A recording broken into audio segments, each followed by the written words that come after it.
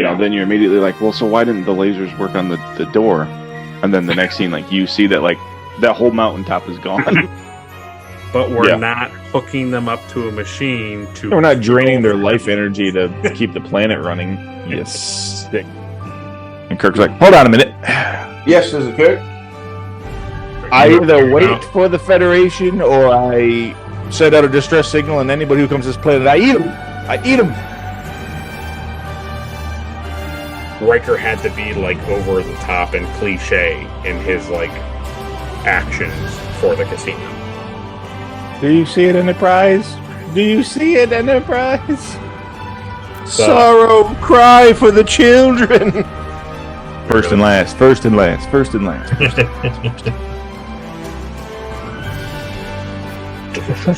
Delicious. All Sarek does is goes like this. And Yeah, he knocks his hand away. And then the Tellarite's like,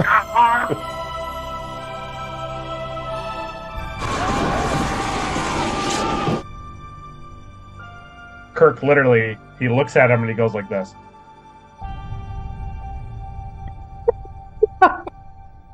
Program complete. Enter when ready. Welcome back to another Retrek review, where each week we talk about Star Trek. And this week we're talking about episode 1 of season 4 of Star Trek The Next Generation. And that episode is entitled The Best of Both Worlds, Part 2. It originally aired September 24th, 1990. It was written by Michael Piller, who had previously written the teleplay of Evolution with Michael Wagner, the teleplay of Booby Trap with Ron Roman and Richard Danis. He wrote The Enemy with David Kemper, and he also did an uncredited writing of the teleplay Yesterday's Enterprise. And he also wrote the first part of this two-part episode, The Best of Both Worlds. It was directed by Cliff Bole. Cliff has previously directed the episodes Lonely Among Us, Hide and Q, Conspiracy, The Royale, The Emissary, The Ensigns of Command, The Hunted, A Matter of Perspective, Hollow Pursuits, and The Best of Both Worlds. The synopsis for Part 2 of The Best of Both Worlds is, with Captain Picard assimilated by the Borg, the enemy is able to totally obliterate a Starfleet armada at Wolf 359. Leaving Riker in command of the Enterprise and forced to go one-on-one with his former captain. So that is the introduction to the episode. But before we go on to comments and subscribers and patrons of the podcasts, let's go over to Caleb and ask Caleb, what did he think of the episode? I like this episode. I thought it was a good conclusion to the season finale. And let's start off with a bang. Let's give it a 3 to start the season. And it was inexpensive, and that's how we make Star Trek. That's First nice. and last one of the season. Wow. Wow. That's my prediction. That's your okay. All right. Yeah, it's a pretty interesting episode, and it does a lot of right and it does a lot of like question mark, like a lot of But I think overall it's a well-received episode. I don't think I would be unfair to say that like many people they enjoy this two-parter. That meant like that a lot of people really dig it. So That's cool. Yeah, I'm kind of looking at it as like the whole story arc. Right. I'm just glad the Borg are gone and we'll never see them again. It's so good to know that they'll never come back. It is very reassuring. Now maybe the Romulans can be the real enemies. Because remember, the Romulans are back. And that is what we have to look forward to in season 4. They definitely won't introduce any other galactic threats. It'll only just be the Romulans. Yeah. And the Borg are gone. Always remember those two things. Romulans are back. Borg are gone. Yep. All set. Well, that's what Caleb thought of the episode. But before we get into our full review of it, let's first, right off the bat, Yow, and then come up here and just like, yow, and we thank Ed, Mark, Star, and Captain Ellie for their Patreon support. We appreciate those fellows keeping us looking sharp on the interwebs. And we specifically thank Ed, Mark, Star for designing cool deflector dish weapons and assigning those who can take care of bringing back our captain. And how do we thank our captain when he was the enemy, the despicable enemy who killed probably over 20,000 people? But we thank him for coming back and helping out the rest of the crew. Well, doesn't his captainship just switch over to Riker's captainship this episode? Does it? I think so. We'll let him decide. Down below. That's right. And as a privilege for being a patron of the podcast, they get their comments read during the podcast. And so Ed Starr, just a little bit ago, left us a review on our review of The Best of Both Worlds. He had joined us during the live Yep. review, but he goes on to expand upon that. He says, this episode was so exciting that on first viewing, The Best of Both Worlds had me on the edge of my seat. I'm giving it Yeah. 3 Akutas.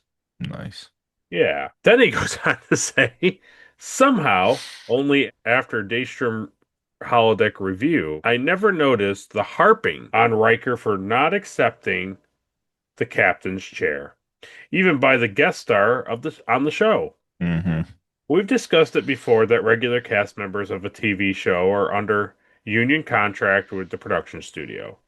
Riker would no longer appear on the Enterprise if he accepted a command of his own, and everyone on the show knew that. So, Yeah. why would the TNG directorial staff allow the inclusion of Riker's promotion as an element in one of the best season finale episodes in all of Star Trek? That's a good question. I think it's one of those things that honestly it makes it more realistic because, Yeah. like, obviously, Jonathan like he's not going to take a promotion because then he'd be off the show. Right. But it's one of those things where it's like it helps kind of ground the universe, you know? Yeah, I But it's agree. interesting. Yeah, it's interesting. It is a thing that because we talked about it on when we were doing the live stream that they don't do this to Spock. They don't even do it to Trip and to Paul and Enterprise. They don't hammer this idea that the first officer should really be a captain and going elsewhere. Well, to Paul is like essentially a spy.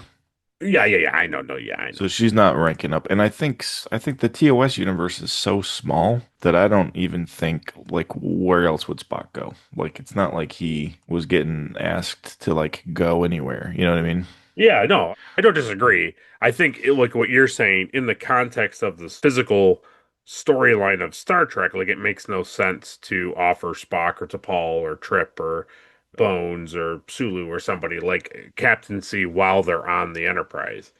But you Right. think about it from an actor perspective, it is weird that they continuously make it is Jonathan Frakes going to leave the show? He might go on to be a captain of something else. You're like, why? Why would you? Why would you do this? That's It all. also makes him kind of look like a loser, In a weird in way. the show. Yeah. He's this 60-year-old guy that doesn't want any responsibility. It's I don't know. It's interesting. interesting. Yeah, it's not bad. It's not like it ruins it in any way. It's an interesting thing that they really only do to Riker. So, yeah. Ed goes on to say the whole point of a quote unquote 5-year mission was to place a limit of the ship and crew, thus eliminating the specter of promotions and or crew rotations. The main cast of characters would appear throughout the Mm. show's run, or you will receive a pushback from fans. And then we take notice of Dr. Crusher. Got rid of her. They were like, absolutely not. You bring her right back. And so they did. Oh yeah. But to his point, 5-year mission, you do it for 5 years, and then you can change those people out. It's not a big deal. Yeah, that is true. So why even talk about it then? Right. Yeah. So he concludes here, I like this. To be hated and respected at the same time, my popcorn award goes to Elizabeth Dennehy as Lieutenant Commander Shelby. Shelby. Her performance was sheer perfection, especially for a character that made the correct decisions for all the wrong reasons. He says, notice how character conflict with Riker reduced the need for the Borg to only critical scenes. A clever trick to save on production costs.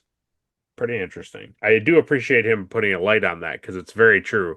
This episode that we're going to talk about, like, it's very Borg heavy, but in the other episode, it's just like Shelby and Riker stuff, and then all of a sudden at the end, it's like, ah, Borg stuff's happening, and then they just like end the episode. So Yeah, right. Yeah. very good. Well, we won't save it for Hailing Frequencies Open, which is where we normally do it. So we'll do it right here on the review. Caleb, who does get the Popcorn Award for being the best actor of the Best of Both Worlds Part 1. I think I'll agree with Ed on this one. I think Shelby she does her job. She kind I, of takes a back seat in the second half, but like you said, that's yeah, very like because the Borg are here now, and like that's what we're dealing with, not like human conflict with each other. right. Yeah, I think so. That's a Very good nice. answer. Very nice. I like it a lot. It's not really, it's hard to like say it to you. It's like I don't want to spoil anything, but I can just basically tell you like it's practically the last time you'll see Shelby. Practically, yeah. And it's kind of a letdown because it's not like she was some killer character in the sense of like I wish she was in every episode, but like stuff they go on to do stuff in the franchise, like just period, like not just Hmm. and it's like she's just not mentioned, she's not in an episode. It's just like it's kind of a letdown. So, but whatever. That's what they do a lot with a lot of these guest stars is they introduce them, they're great, and then they never have them come back. So, Yeah, I like that. well, Well, at very. least they don't do any more Borg stuff because if they did more Borg stuff, they'd have to bring her back. So I know that's true. That's probably why they didn't bring her back. yeah, that makes sense. Yeah. I can't wait for there to be a whole season about like more Borg stuff. Yeah. Well, it's going to be a lot like the Romulans. Yeah. Well, that was Ed's review and our comments from our patrons. But we don't forget those who have subscribed to our channel on YouTube. We appreciate every single one of you subscribers out there. There's like over 600 of you. So we appreciate that. Appreciate you guys sticking with us, watching our reviews, and letting us know what you think. And so, without any further ado, let's get straight into the review.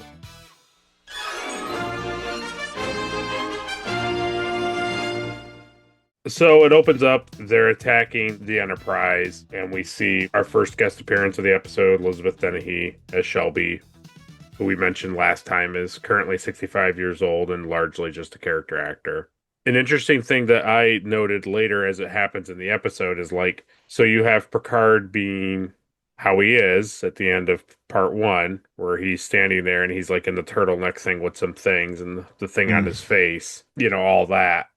And then as they advance it a little bit, he gets more over his head, like his top part of his head gets more covered. He has like gadgets and he has like the tube coming out of the side and into his other side of his face. And he has more like Borg plating on him and they change like his arm. So it's like we watch him get further assimilated in the episode. Yeah. I think that's cool. It is cool. They had more of a budget. Yeah, well, yeah, they had like a whole bunch of months went by. And the other thing that happens in this opening thing before the musical intro is he calls Riker number 1. Yeah. Which was cool, which was unsettling. Yeah, they were very surprised that he had all of Picard's like memories. It's like that's pretty standard for like something like this. Yeah, it's pretty cool how they kind of introduce this type of a concept. Like when he gets changed over in part 1, it's like, well, what does that really mean? Because they're, for us, we kind of already know, seeing the regeneration episode in Star Trek Enterprise, you're kind of like, okay, we kind of loosely understand what that sort of entails. But for viewers in the 90s, it's like, okay, so is Picard completely gone? Like Worf says at the episode, we make fun of it, but like, is that true? Is he just a Borg now? It's like, can you get Picard back? He is a Borg. Right. So it doesn't happen here when we come back from the musical intro. The first thing that happens is Riker's giving his log and they're talking to our second guest appearance George Murdoch as Admiral J.P. Hansen, who died in 2012 of cancer, also largely a character actor, but he did previously play the Shakari entity as the face of God or the voice of God. So Yeah, that's right. that's fun. Which is an interesting scene. It's nice to have him come back to establish like carryover from part one. And he establishes that they're going to have 40 starships at Wolf 359. Right. And that But he's really bad at math. is he? What do you mean? Yeah, because there was like 5 ships there that were destroyed. Well, they only went through that one part of the wreckage, but yeah. But he also says the Klingons are on their way too, and that they're thinking about opening communications to the Romulans. Yeah. So we chuckled about it on our retrek on screen, but like this is the way I'll look at it. As a fan of Star Trek and as somebody who just enjoys the content of this franchise, the thought of them bringing like 40 starships, to battle the Borg cube is like super fun and interesting, and how many stories you could have of what ships were there at the battle and so on and so forth. And like let your imagination run wild of what happened when they were fighting the cube. hmm But as like analytically reviewing not only the episode, but also like in context, the other previous 3 seasons, it feels, I don't want to say laughable because that feels like a jerk, but it feels eye rolly, I guess. Like, oh yeah, I'm sure there's 40 of them because it's like you see like 2 ships. Yeah. It's like they mention a handful of ships, but it's like it's either like the Bradbury or I forget the other one, and their sister ship, the Yamato. It's like those 3 ships are like the only ships that you consistently see throughout. And now suddenly there's 40 of them out there, and they're all going to be, just a few light years away from Earth. I don't know. It's like what you said, like, oh, his math is way off because you only see like 5 or 6 blown up ships and not like 30 something ships. Yeah, and we've talked about this before too, where it's like there's that one episode where they're like, "Well, we're doing war tactics to prepare for the Borg," Yeah. and it's like, okay, and that's kind of like where it ends. But now it's like here they are, and it's like, well, we have no idea, no clue what to do. Yeah. The thing that I thought was really interesting too was in this scene where Admiral Hansen is talking and he's like, he was the fastest freshman to run the Academy Marathon or whatever. And it's like he would never help the Borg and all these things. hmm It's like, I get it. I get that he's friends with Picard and that Shelby's like, hey, just let you know, like, with him being assimilated, like, he's assisting the Borg. And that the Admiral's point is, like, how dare you say that he's assisting them because he's my friend and he's somebody who has, like, the best drive and, like, the most determination, due to stand up for Starfleet's or the Federation's, like, ideals. And I'm Yeah. like, okay, great. I can get behind that. But he goes on to tell this story about like he was a freshman who like outran other people. hmm And I was like, how does that equate to like his like the strength of his character? Like so he can run fast? Like what does that Yeah. to do with anything? Well, you can't beat the Borg unless you can run. That's true. Yeah, his story didn't make any sense to me, and also it just came across as just he doesn't understand what they're talking about because he's like, well, he would never do that. And it's like, well, yeah, you're right, but But he he's is. not. Like he doesn't have any control. Like you realize that, right? It's like no, they're in his brain and they're using his subconscious. Like it's not like he's not Right. choosing to betray the Federation. Right. Like so again, it's like whatever intel you have on the Borg, you don't know anything. He doesn't realize that he's been brainwashed or, absorbed. I like him talking about Picard being his friend and stuff. Like I like that, but it just was funny that Yeah. you're just like, I don't think he understands what's happening. I mean, sadly, kind of clearly, because then they arrive and it's like, oh god, they're Like, all oh dead. my God. I don't, we're attacking some sort of cube. I don't know what's I happening. don't know what this is. Are the Borg still on the way? This was really bad. It's like, oh, okay. Where's Jean-Luc Picard? I need him here. He was my friend. He'll know what to do. So we get like we said, we get that assimilation, like further assimilation scene where they change his pallor from like pasty white to just like gray, no color. But we get the very thing that I was trying not to get Adri to mention during our live discussion of it. We get that cut of Picard's eyes, and a tear goes down it. Yeah, that's pretty good.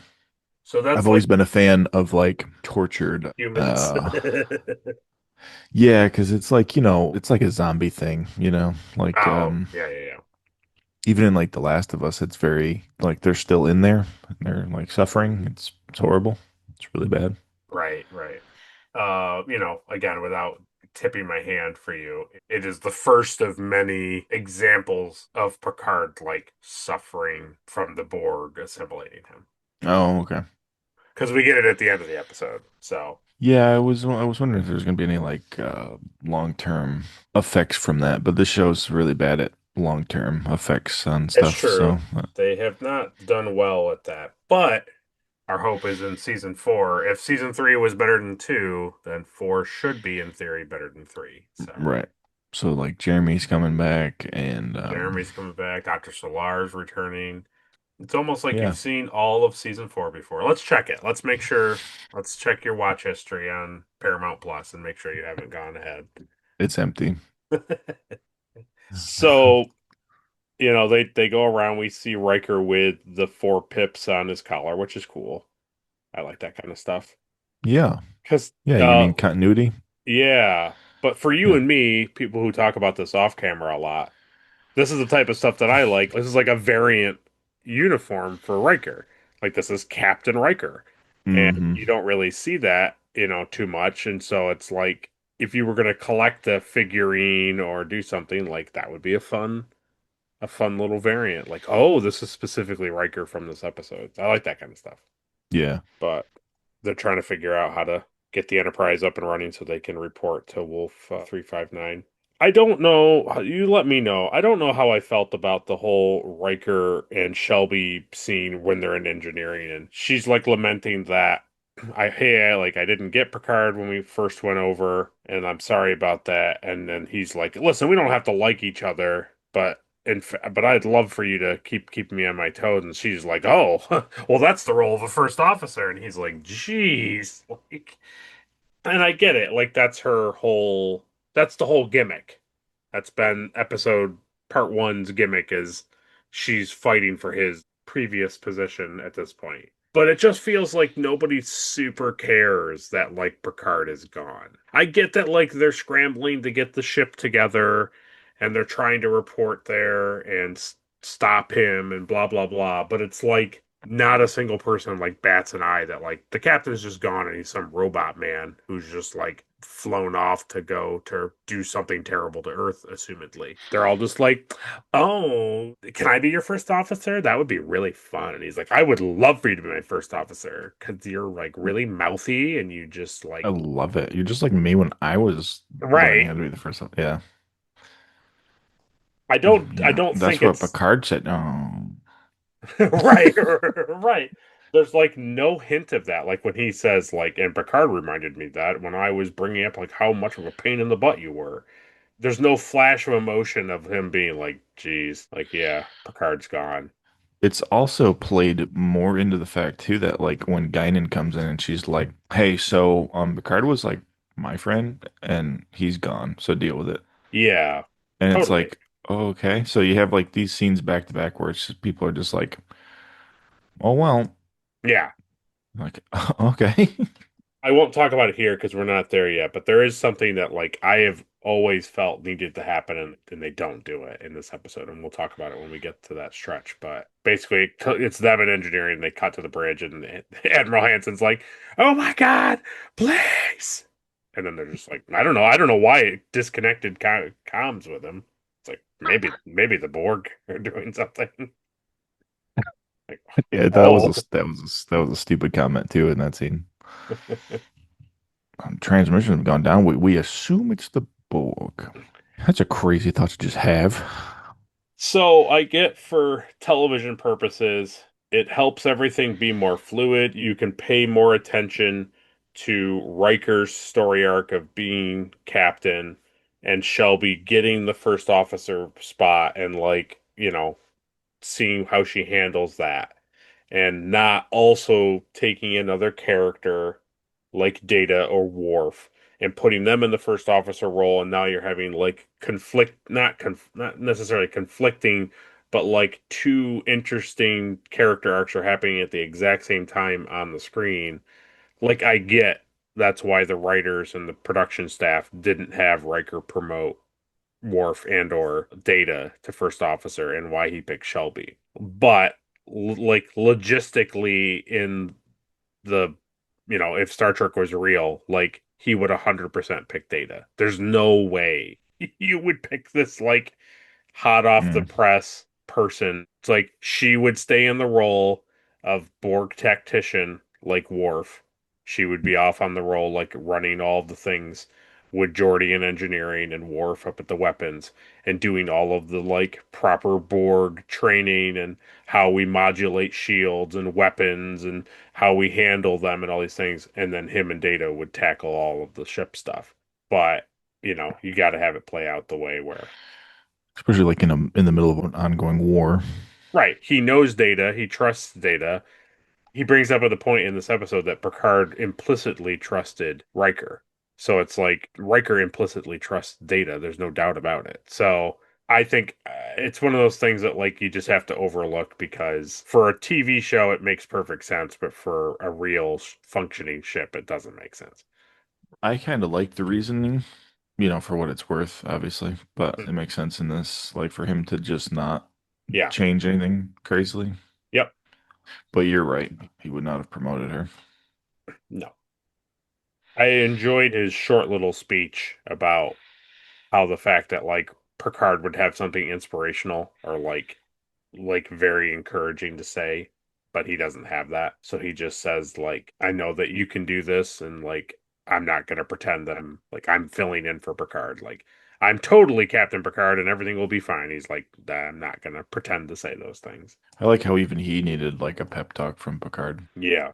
Like to know what to do in this situation. Yeah, yep. And then he gets into the ready room and it's all Picard stuff and it's like, cool. Yeah, no, that would be fun. And then in walks Guinan. The ship's counselor. I don't disagree with like what she says. Yeah, it's just like, a little too. Yeah, it's like a little too on the nose and too soon. It's a thing where we haven't seen, other than like the like not awesome engineering scene with him and Shelby. They haven't really shown that like the crew are really like sad or depressed or suicidal or whatever. Yeah. And she's like, hey, you gotta like let go of Picard. You gotta like completely get rid of him. He's been in command for like 30 minutes at this point, and she's like, the crew are already talking like we're doomed, like we're all gonna die because you won't just forget about the captain. And he's like, yeah, that's why I think it's because the Borg are like very dangerous. Right. Because he's like, did you not forget I did shoot at the Borg cube? Like, you remember that, right? Like, I made that. And then she's like, yeah, but you were trying to kill whatever that thing is on the cube, not Picard. And I was like, how? What? Like, are they not the same thing? It wasn't like Worf said, oh, Locutus of Borg is in this quadrant of the ship. Should I open fire on that area? And Riker was like, no, shoot this area. And then they shoot and it's not effective. And it's like, you could have destroyed the Borg cube, but you chose to try to save Picard. And instead of trying to destroy the Borg cube, you risked our lives over the lives of one man. And Picard would never do that and blah, blah, blah. It's like, that's the argument that she's putting forth. But instead, it's just like, hey, in your heart, though, you didn't kill him. And it's like, okay. And then she's like, and that's your chair now, idiot. And then walks out of the room. It's a weak argument. Yeah. Like you said, I get what she's doing. But no, that's pretty stupid to be like, well, no, you were trying to kill like what you think Picard is, not like what Picard was. Like, well, either way, he would have been dead, right? Dead, right? Yeah, like it's not like it's gonna have some ridiculous, huge change if he had decided in the moment on the bridge he was killing actual Picard. Like, wow, that deflector weapon would have just worked so much better. It's like it still wouldn't have mattered. If he in his heart in that moment knew that he was the captain. It would have blown. The cube would have been gone. Exploded, yeah. That's the Uh, cube's real power, is that it knows your heart condition, and if you waver at all, Nothing. you're toast. Nothing happens to it. Ineffective. Emotions are irrelevant. They're using our human emotions against us. I like seeing Guinan though, but yeah, Totally, totally. Yeah. I don't love her like speech. It's like it's this thing where it's good and it's bad, and it also doesn't make sense, and it does make sense. It's like there's a weird conflicting scene. Hmm. Yeah. But then they go out to the bridge and they see the large destruction of the ship. They mention the Melbourne, which is the ship that the Admiral was on, and Yeah, he's gone. they're like what they should have done was when they pulled into this like wreckage field was like we've come across several ships destroyed. Perhaps the Borg destroyed them. We're not sure.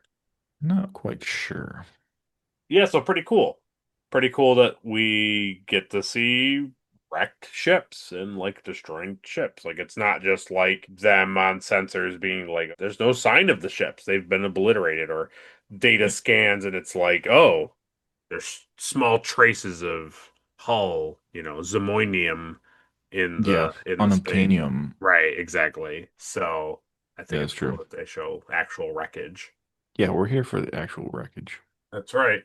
Well, it is almost your full favorite of just full floating derelict ships. Derelict ships are great. So this is the halfway point. And so go down to the comment section and write fire in space. Oh wow, yeah.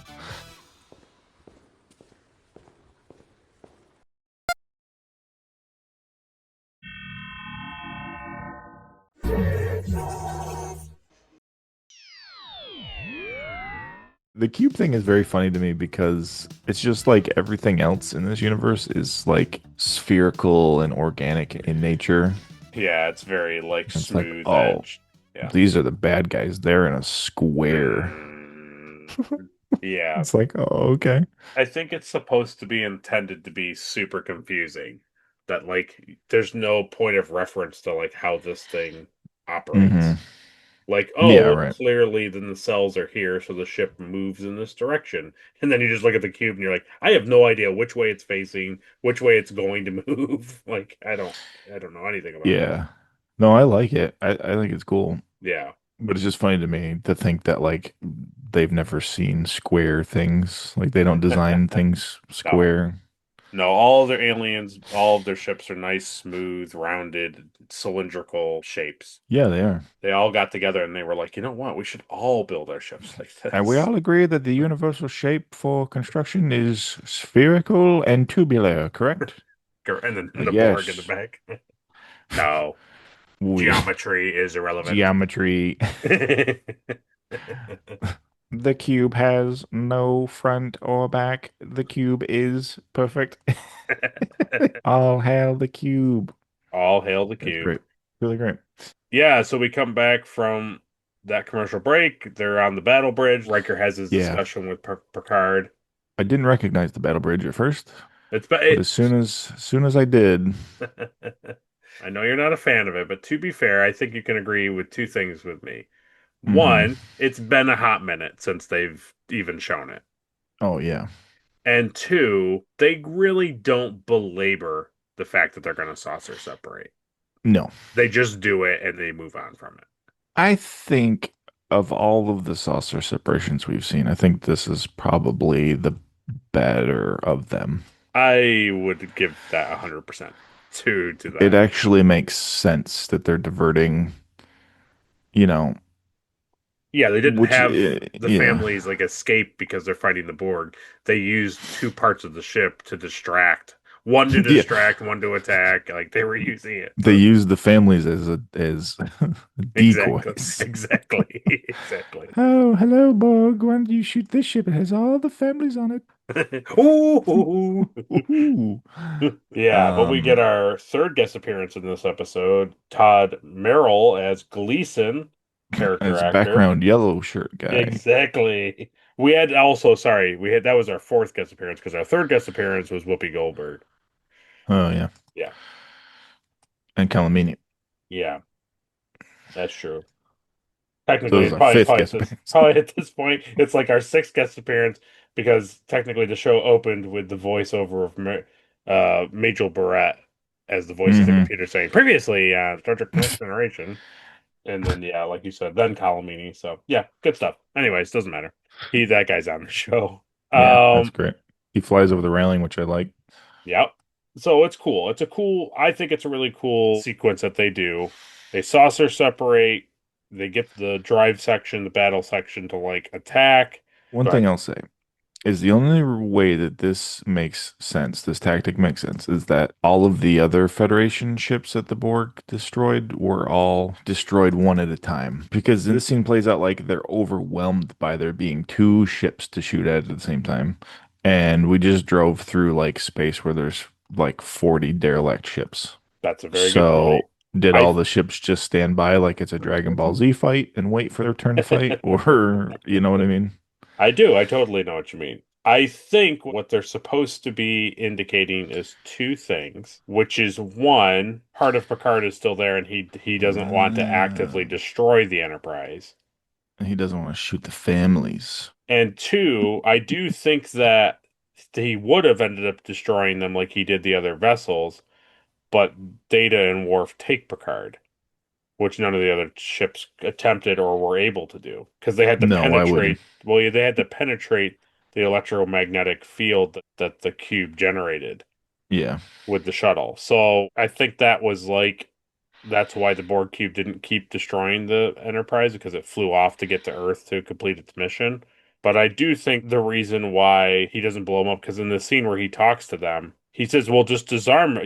Locutus says, "Disarm all of your weapons and escort us to Earth." So it's like, why? What does that have to do with anything? Like, why Mm, would they need the Enterprise? They don't need the Enterprise for anything.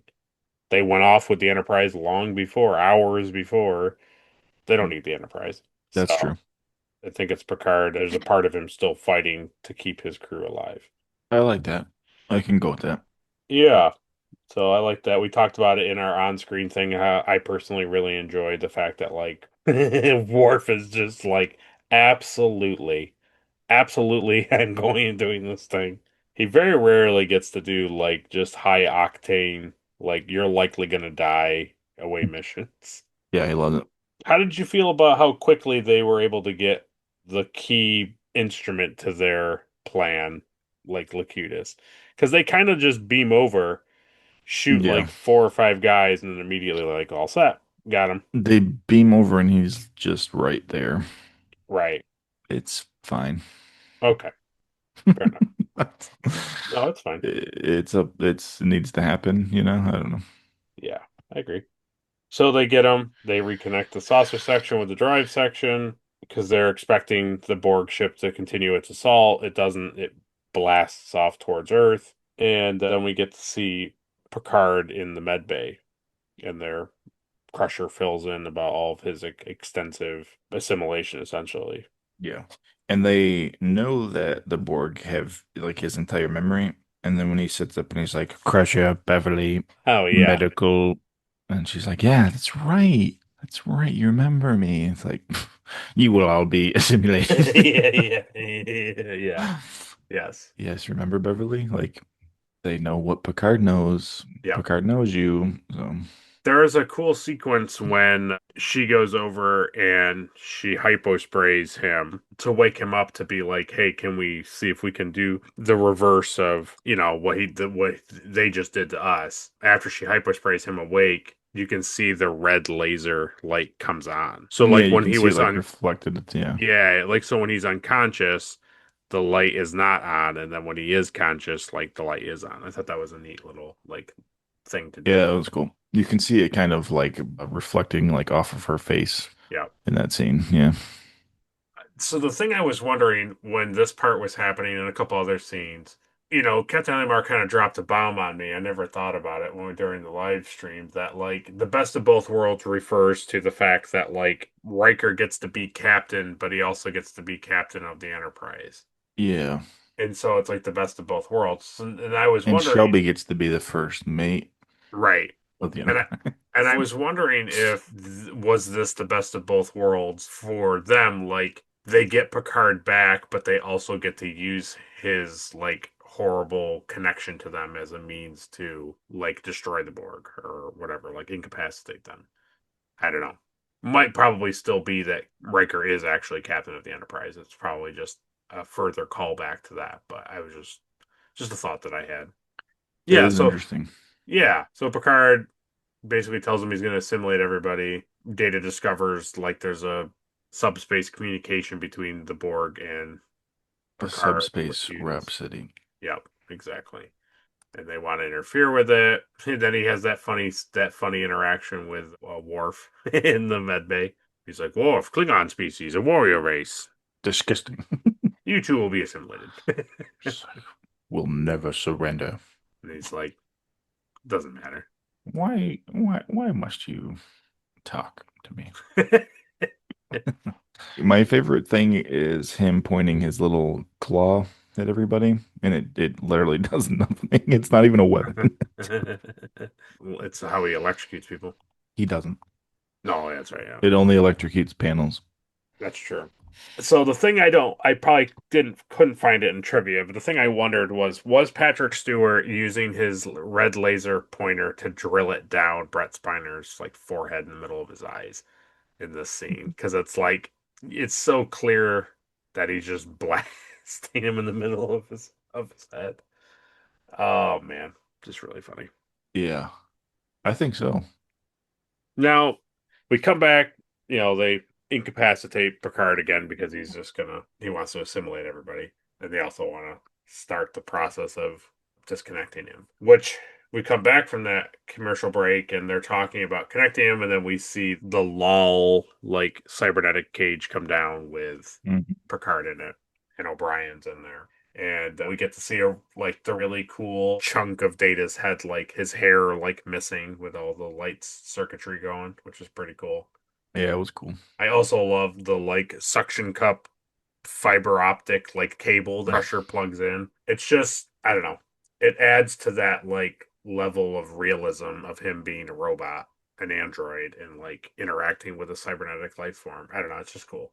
I was trying to think of like if like fiber optics was even a thing. Oh, Maybe, but it wasn't. It was. If it was, it wasn't like common. It was like no, yeah. military. Right. Because now like everybody just has fiber optics like Like in their everything is house. fine. Yeah, yeah. Everything's fiber optic. So we learned a lot about the Borg consciousness, and they all talk to each other in this like one voice. I did think that the team to bring him back in that room was very good. We'll talk about it in Mhm. trivia a little bit about the choosing of those individuals, but I did like who was in the room. So they're trying to figure it out. Here's a terrible thing. So we cut to the Borg cube advancing down the solar system of Earth, and we get to now Mars, and these like little submarine torpedo things like come Mhm. out of it, and then the Borg just blow them all up in one shot. It looks like they just drive right through them. Yeah. And in the 90s, when the show was written and produced and all this stuff, there's like enough of an argument there that, like, small, clearly not inadequate ships like being there to defend Earth is not really necessary because, like, at large, the galaxy is at peace and there's not a constant threat to Earth. So, like massive defenses of Earth are not really needed because they're not constantly at war with anybody. Like, okay, Yeah. that's a fair argument. But now, in the way we've been watching it, it's like you've had the Zindi attack, you've had all of these things happen to Earth, and like the whale probe comes to Earth and pretty much almost like destroys Earth. All these things happen, and all they have are these like little, cocktail wiener like ships launched from Mars to be like, we'll stop this gigantic cube. That's very, very funny. Well, yeah, you don't got to protect Earth. No, They don't know about it. Who would yeah, want to mess with Earth? It's not like they knew the Borg were coming either. no, and it's not like Shelby was a part of the team, like making sure that all of the defenses and everything could withstand like Borg attacks and everything. So Yeah.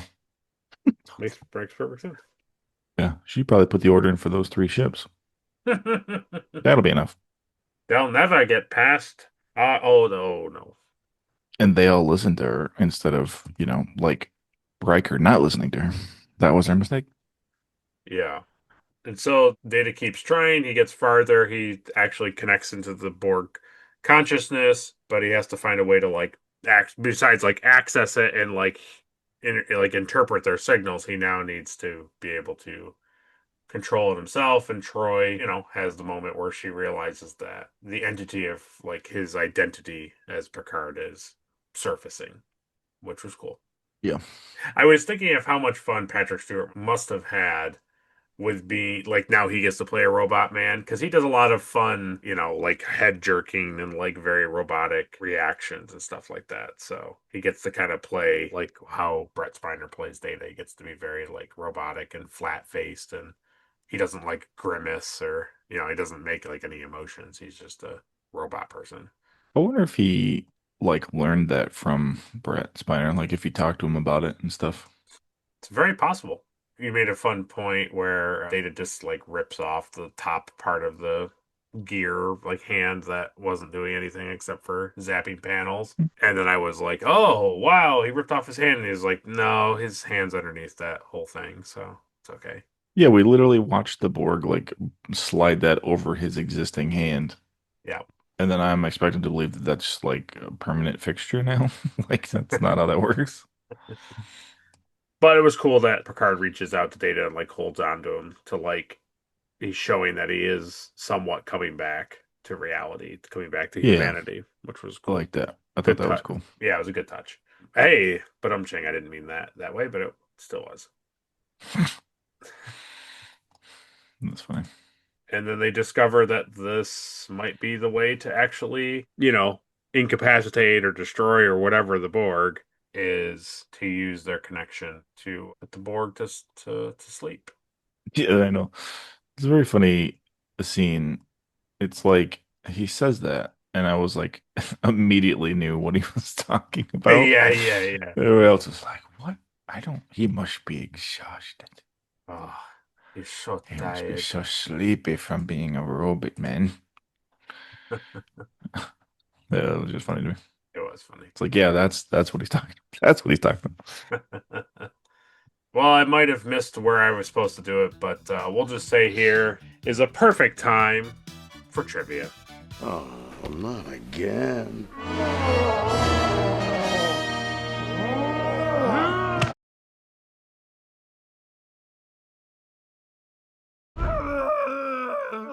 All right, now you're overacting.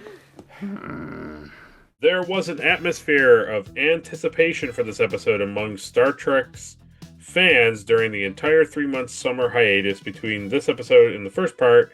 Fans were left wondering about Picard's fate, and the series' production team worked to keep plans for this episode extremely hidden, aiming to retain the suspense of this much anticipated premiere. Mhm. So in our day, and I was just thinking in our day and age, this is just how this works now. Like it's kind of like a wow, they were keeping the script quiet, but back then, like we mentioned in the other episode, like this is the first time Star Trek had ever done anything like this. Yeah. Anticipation for this episode was so great that someone even concocted a faked version of the script that ended up in the possession of some fans and brought Patrick back by revealing that his quote unquote assimilation had merely been a prank by the Q. That's funny. Speaking of that, it is interesting that Q doesn't make a appearance or discussion about it. He's the one who thrusts them into interacting for lack of being a hyper nerd, but basically introducing them to the Borg, and then he doesn't like It's show true. up. Like he lets Picard get assimilated and all these things play out. So the real plot for this episode had a difficult birth. Rick Berman later admitted that when we had finished the first half, we had no idea what the second half would be. Michael Piller, the writer, preferred not to plan too far ahead before writing a script and had not expected to return to the production team himself. Because of this, he waited until after his contract was signed before beginning to consider how he would write himself out of the seemingly unsolvable cliffhanger that the previous episode had ended with. Specifically, he waited until he returned to the Paramount lot in July 1990, in late July 1990, before sitting down to wrap up the story. Wow. So he came back, and then like 2 months later, they aired the episode. So pretty crazy. He initially struggled, Michael Piller, to come up with a solution to resolve the previous cliffhanger. Years later, on January 22nd, 2002, he recalled, I had created an unsolvable problem, and to be honest with you, as I started writing the second part of the cliffhanger that was supposed to resolve the story, I just didn't know what it was going to be. That was ultimately going to beat them. And then Brandon Braga, who ended up going on to being a show creator for Star Trek Enterprise, he joined the writing team of TNG at this point while Pillar was struggling. And he goes on to say, Brandon, I walked into the Hart building on the Paramount lot in the morning, and Michael was rewriting Best of Both Worlds Part 2. He introduced himself and said, I'm trying to figure out how to beat the Borg. I have no idea how to do it. So Michael here preferred that the Borg would be defeated not by sheer strength, but by ingenuity from Picard's human insight. Like Picard, Michael Piller sought to defeat the group of formidable villains by determining an unexpected and suitable weakness, ultimately settling on the solution of putting the Borg to sleep. The notion of using the Borg's interdependence as their vulnerability suddenly occurred to Piller a mere 2 days before filming on the episode was scheduled to start. Commenting on how the characters seemed to suggest a solution to him, Michael Piller stated, I didn't discover it until the characters did. I try to believe in Zen writing. I actually like to stand back as a writer and let the characters speak and listen to them, and I'll sort of like take notes while they're talking. Well, that's not what happened to Best of Both Worlds Part 2. We got to the scene where they had to solve the problem. Time was running out.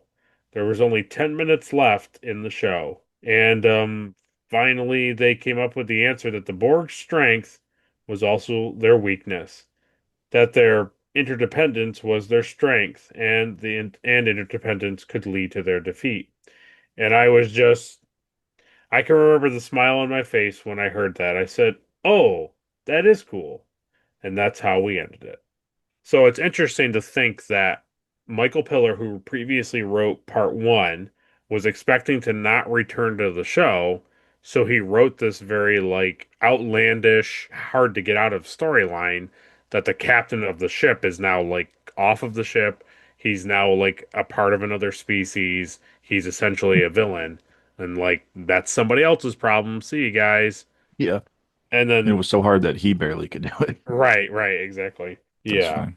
Goes on to say the scene wherein Locutus insists to Worf that the Borg will raise the quality of life of all species by assimilating them into the collective was an effort by Michael Piller to help explain the Borg's motivation for attempting galactic conquest. He tried also by suggesting that the Borg believed they were motivated by a greater good to help make the Borg more believable villains and accentuate their cold-blooded evilness.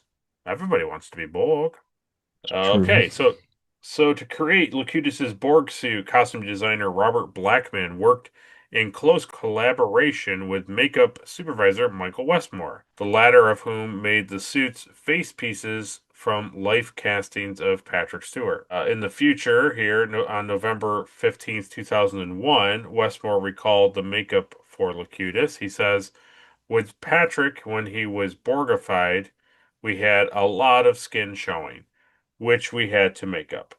He never got fully Borgified, so he wasn't really totally white or had to have like the Borg helmet on. Patrick mainly had individual little pieces that were glued on in different parts of his face, and then the flesh around it was starting to decay or Borgify in different areas. But it meant wearing a robe and having to sit in a chair for a while. Rick Sternbach worked on a depiction of Picard's restoration from his assimilated appearance as Locutus, and then he created design notes for the sequence.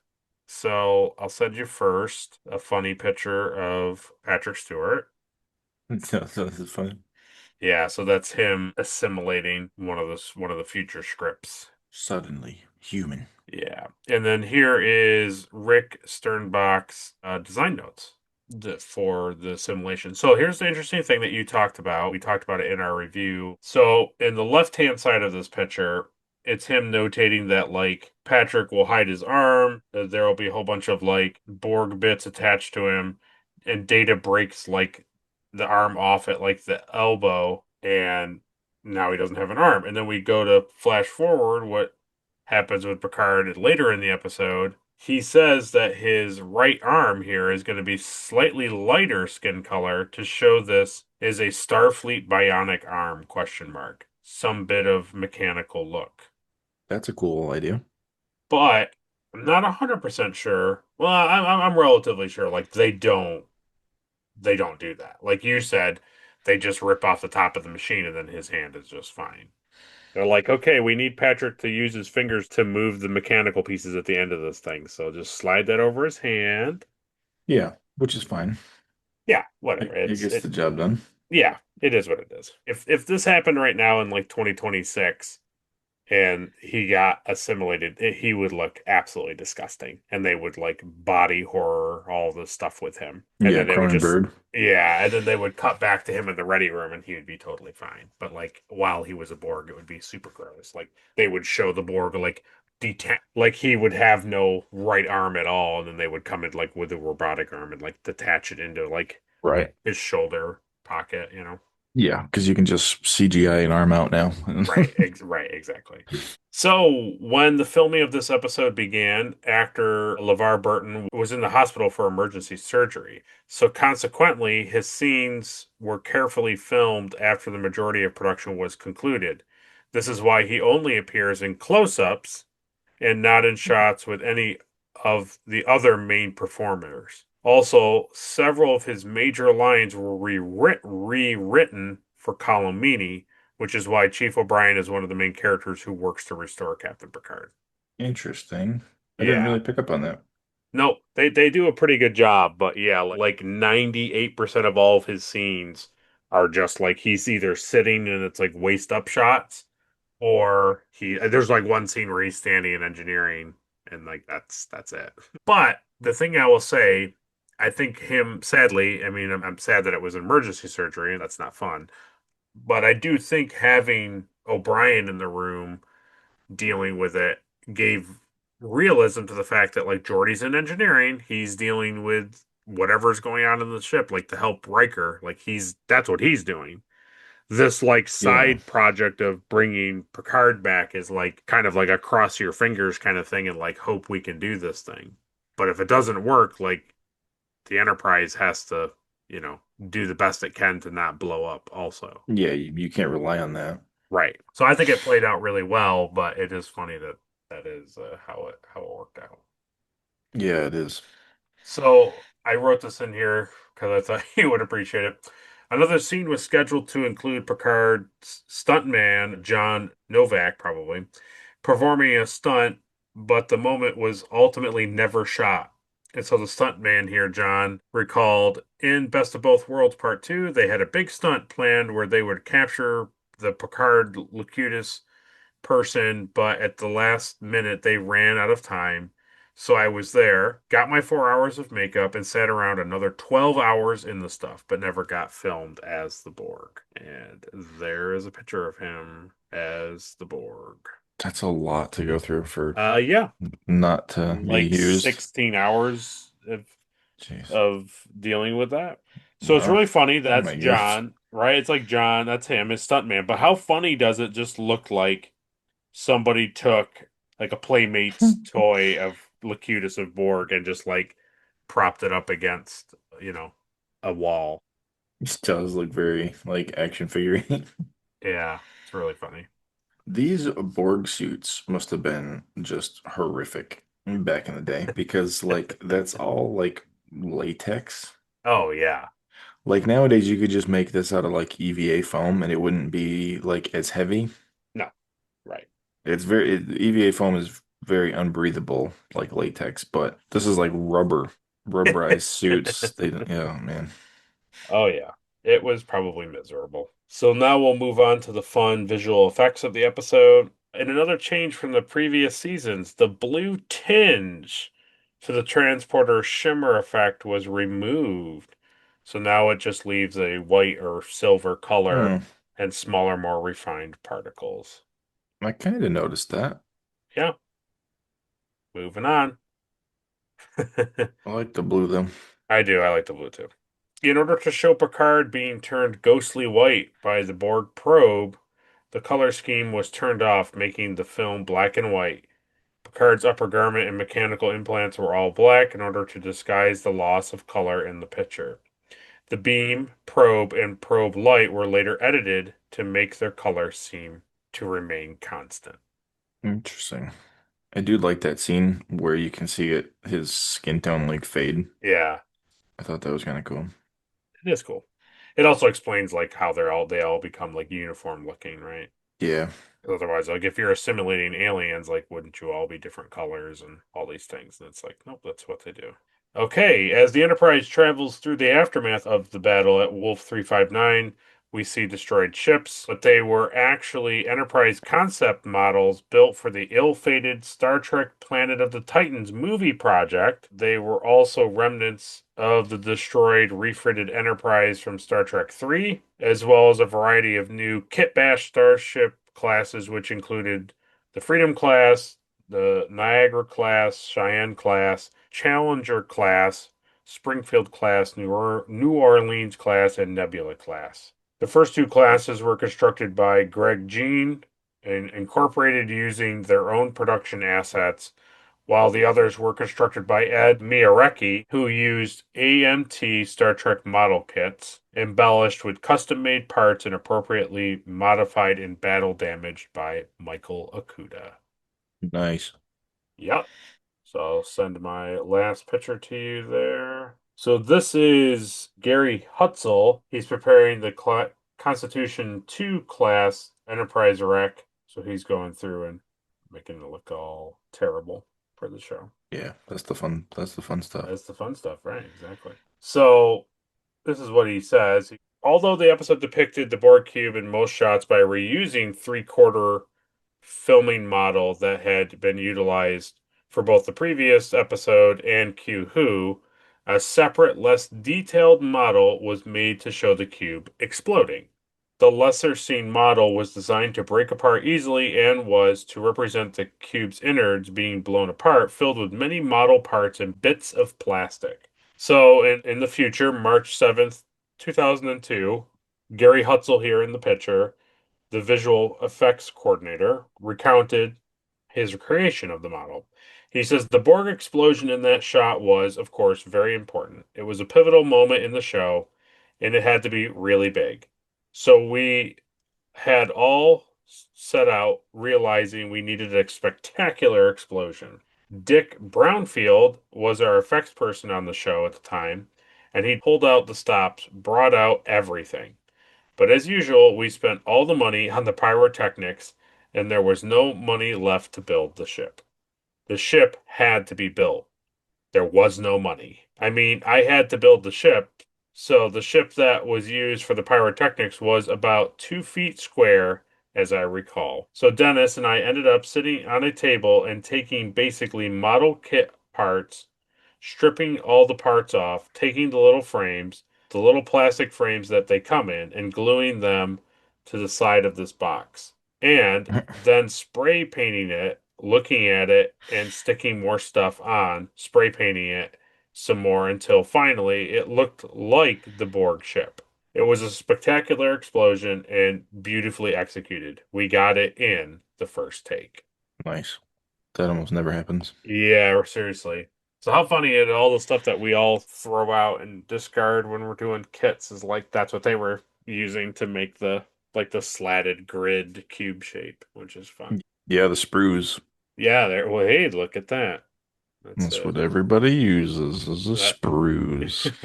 That's why he gets paid the big bucks. Yep. He knows what sprues are.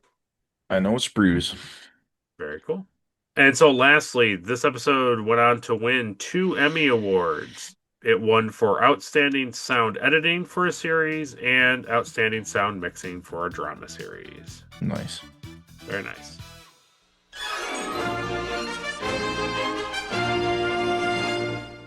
So we come back from trivia. The Borg ship is attacking. Data successfully puts them into sleep. You made me laugh when we were watching it. Shelby brings over Worf and Gleason to investigate if the Borg are actually sleeping. They're like, "Yep, totally asleep." Oh yeah, they're sleeping. And then it's like, "Do you want us to disarm it?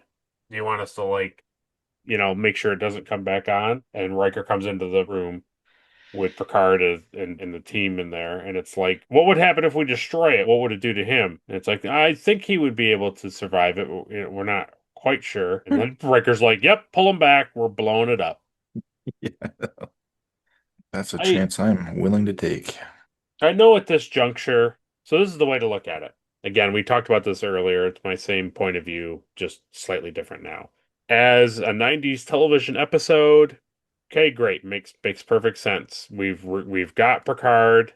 We're not sure if it's going to be able to bring him back, but we have him. We're not going to let the Borg cube do whatever they're going to do to the Earth, whether it's destroy it or assimilate everybody, who knows. We pull away to a safe distance, the Borg cube explodes, everybody claps, we save Picard and destroy the Borg cube. I got it.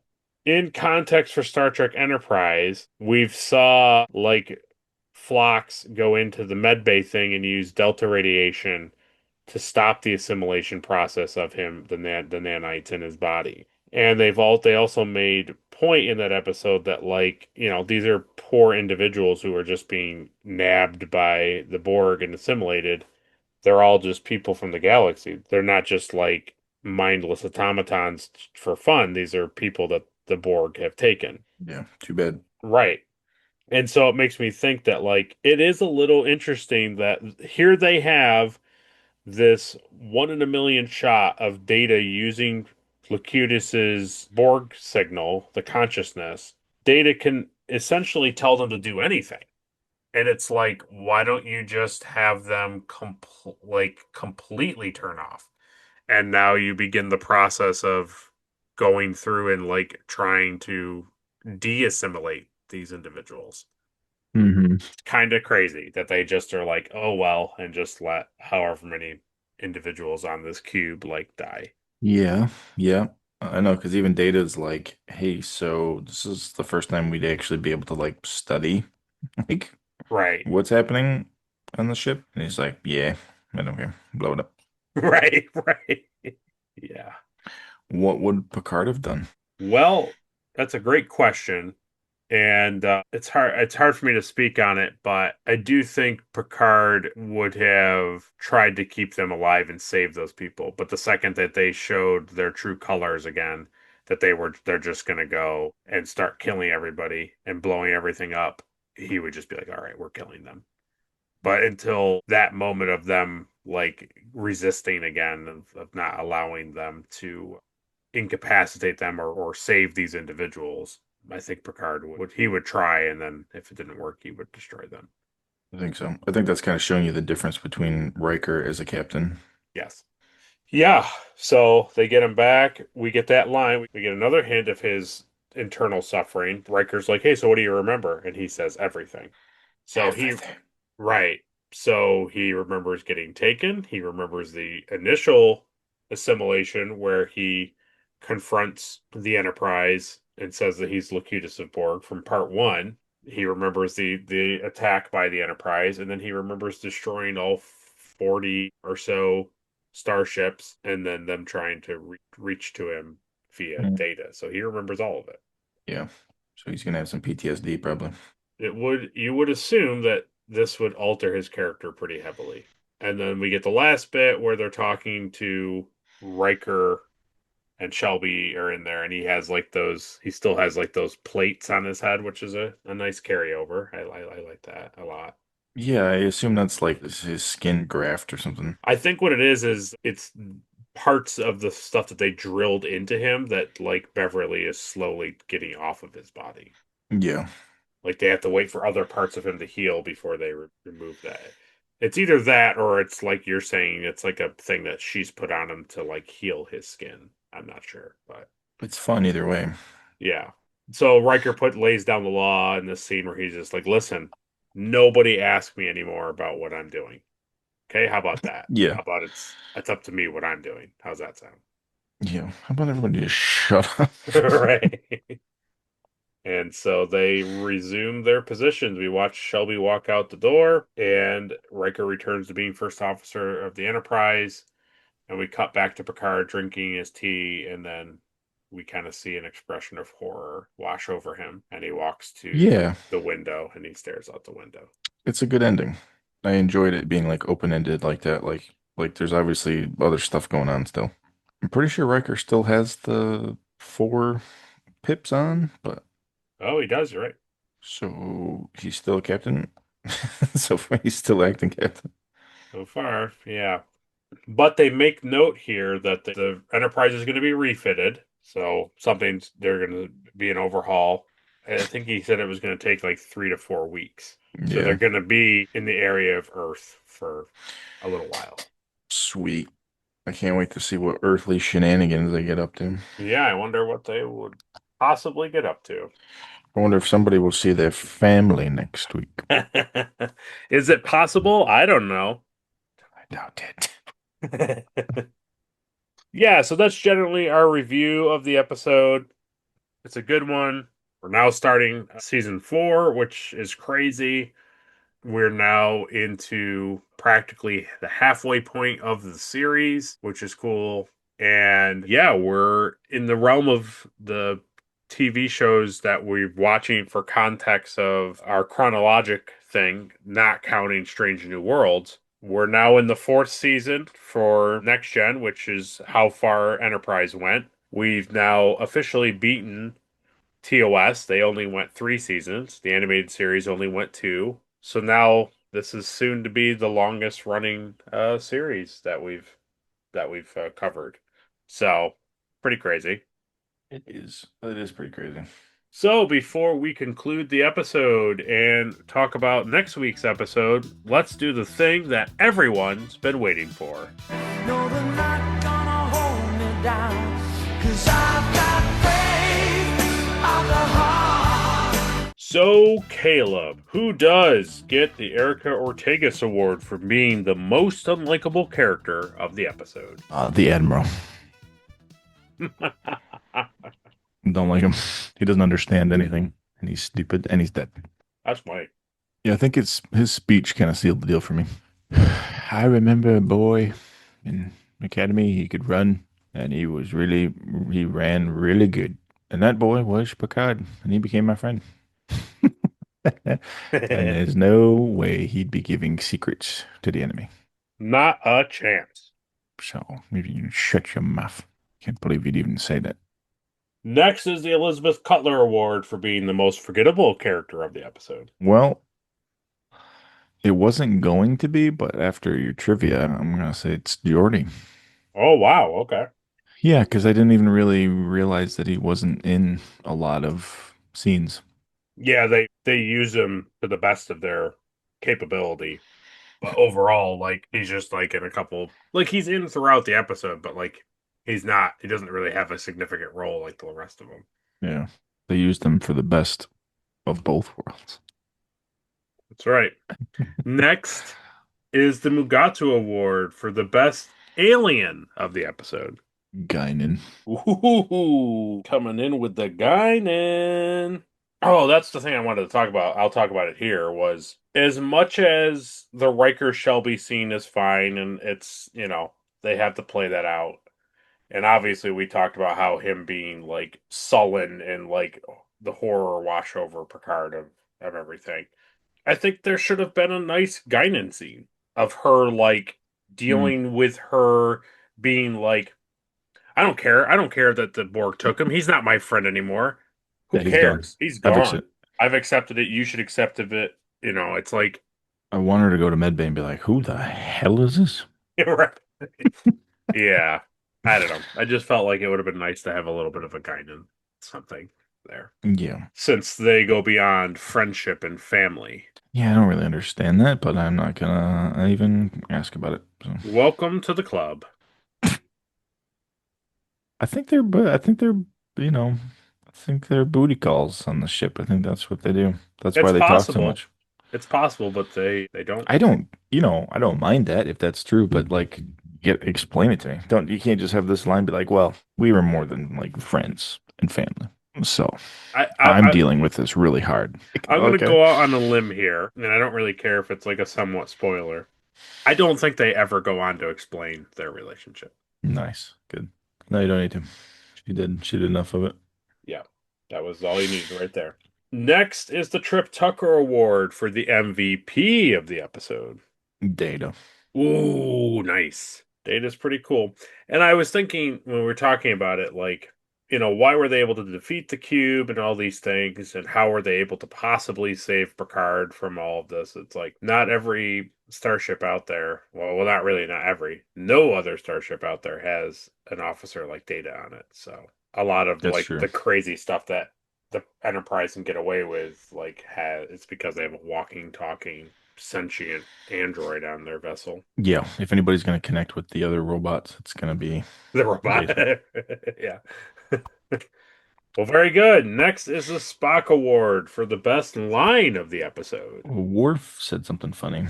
You're talking about the part where he's in the medbay with Locutus? Yeah.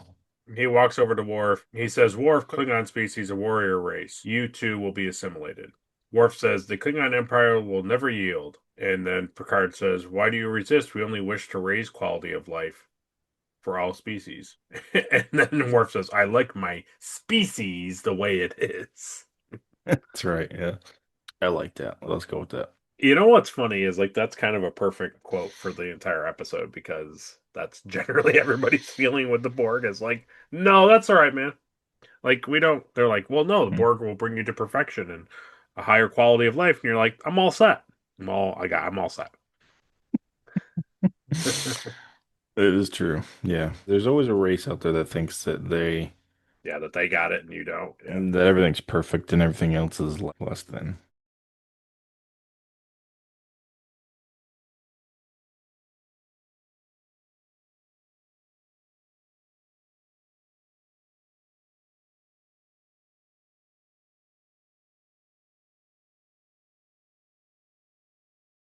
Next is the NX-01 award for some sweet ship stuff. That's gonna be all the derelict ships, my dude. Yeah, all of them. Yep, every of them. It's pretty cool. It's sad, but it's pretty cool. Yeah, it is sad, but I like it. Well, don't get too sad because next is the Porthos Award for the cheesiest thing of the episode. I think the cheesiest thing, honestly, is when they beam back onto the cube Okay. and they're Yeah. like, "Yep, they're all sleeping." Let's get out of here. Yeah, it seems kind of dumb to me that they needed to beam Go aboard to confirm that, to confirm that. Yeah, totally. And, to your point, it's like maybe at other times they can't get fine readings on them because of like they're messing up sensors or something that is, but Worf literally says like minimal power, like they're barely functioning. It's like, how would you not be able to scan like life forms? I don't know. I guess maybe because they're supposed to be like part like technology, they're just walking technology, but it's like just scan for organic material. Like, I don't know. That's all right. Well, they already knew that like there was very little power coming from the ship. Like the ship was not using its power Right. to like run stuff, which tells you that they're not active. Right. Also, they Yeah. weren't shooting weapons or doing anything at you either. So, I think that's probably the only thing this episode that was like, well, that's kind of dumb. yeah, I don't disagree with you. I don't know if it's cheesy, but I just liked the Shelby Riker conversation in engineering and also the Guinan Riker conversation in the ready room. Not saying they're cheesy, but just scenes I didn't super enjoy for various reasons. But Yeah. we will take the second trip over to the Borg Cube. Next and lastly is the Star Trek Enterprise Award for the best scene of the episode. I like the end. I like when Picard looks out the window at the end. Ooh, okay. What did they take from him? What did they give? Find out next week on. Yeah, Yeah, it was good. it's a heavy scene. We can hope that carries some gravitas and that they actually use this to be a way to design and like make his character flourish, right? Like they did it with Kirk. We see in Star Trek 3 they kill David. So when 6 comes around, he's very against the Federation and the Klingons making an alliance because they had killed his son. So Yeah, Picard hates the Borg now. that is how it should play out. So we'll see how that goes about. Well, very good. That was Caleb awarding the trophies for this episode. We did do a full look back of season 3 of all the trophies. So if you enjoyed this little sequence, this little part in our podcast, make sure to go back 2 weeks ago and check out our full look back of season 3, where Caleb does a complete awarding ceremony for the entire season. Yeah. But now it's your turn to let us know what you thought of this episode. Did you like it? Did you love it? Did you want more of it? Or did you find that the best of these 2 worlds was part 1? Let us know down below. Next time on Star Trek: The Next Generation. Can't believe I'm already saying it, because here we are. Next week is episode 2 of Star Trek: The Next Generation's season 4, and that episode is entitled Family. So we'll get to see what that's all about. Might get to see some family. That would be nice. Maybe it's more about the Borg. We will only know next week. And so, if you enjoyed our review of this episode, make sure to go down and like the video. If you disliked our review of this episode, dislike the video. Share it with all your friends and family and Trek enthusiasts. Subscribe so you don't miss a review. And ring that bell so you can catch a review as soon as it hits the channel. And then, if you're done watching our reviews of Star Trek episodes, or don't find anything else on this channel that you would like to click on and watch, you can always head on over to Caleb's channel. What's up, everybody? Welcome to the Plastic Underground, my shop in the basement. I try to put a video out every week. I make cool stuff. Sometimes I make stuff out of foam. Sometimes I 3D print stuff. Sometimes I do weird stuff. You never know. You never know what you're in for. Here's an example. This is a BD-1. I made this all out of foam. This is all EVA foam. He's really cool. He is life-size. This is my only life-size droid. But yeah, he's all foam. I have the templates for free, so you can make one yourself. And you can put it on the shelf and have it sit there and get dusty like I do. It's great. I love it. This is the Firestone from the Fifth Element, because fire is the fifth element. This was fun. This is EVA foam too. I painted this with a texture paint to make it look like a stone, but it's still foam, so it doesn't matter. You like Helldivers? I like Helldivers. Check this out. Yeah, this is all EVA foam. This is the 40K nuke code. This is fun. This hangs up on the wall. That's pretty cool. While we're talking about Helldivers, check out this helmet. This is a Helldivers helmet. This is EVA foam as well. And I think I bought these templates, but it was a fun build. It's a cool helmet. It's got welding visor for the visor. That's pretty cool. I made that. If you like Dead Space, I like Dead Space. Check this out. Isaac Clarke's helmet. I think this is the final version, Mark IV, I think. And it's all copper, so I made it look weathered. You won't see that anywhere else. That's a Plastic Underground exclusive, buddy. It used to have lights. Now it doesn't. Let's go upstairs to my office, and we'll see what else is up there. You don't need glasses when you're an engineer in space. Son of a mother. God. Hey, do you like Ghostbusters and Gremlins, movies that came out in the same week? I do. That's why I made this Ghostbuster Gremlin.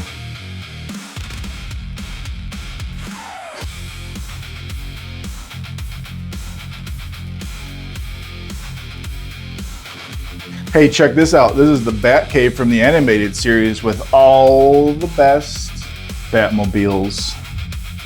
If you don't think so, fight me. These are the best ones. These are the 5 best ones. Cheetish Spider-Man? I didn't make that. Will bought that for me. Oh, hey, you caught me editing a video. You haven't seen this yet. Don't look at it.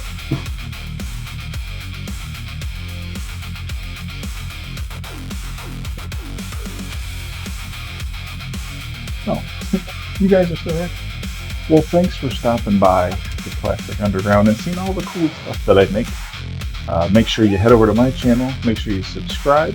Ring that notification bell so you don't miss a video, because who knows when I upload these days. Used to be every week. Now it's just kind of sporadic. So please subscribe. Make sure you catch the Nerd Holes if you like the Retrek review. My channel also has the Nerd Hole videos where Will and I talk about other movies and Dragon Ball Z. Now, back to the Retrek review. We appreciate everybody watching. We appreciate everybody following along. It's crazy that we're in season 4 of the show. It's like, where did the time go? It's crazy. We appreciate Ed Mark Starr and Captain Olimar once again for their Patreon support. We appreciate those guys. We hope they enjoyed their stickers. Basically, Borg Month, April, with Resistance's Reptile. So if you weren't a patron, you missed out on it.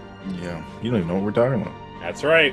And we look forward to what season 4 has to bring. And so, computer, compile a list of Star Trek episodes where we see the Star Trek captains put at odds against villains, and we'll compare them to side by side for the next 3.5 hours live. Yes.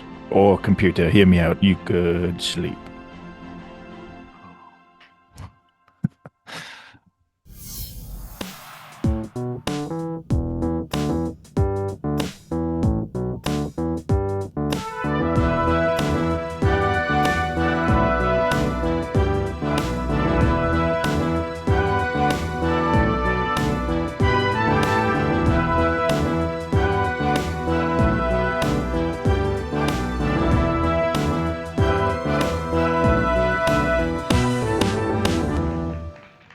Engage. Why am I sleepy? I'm not the computer.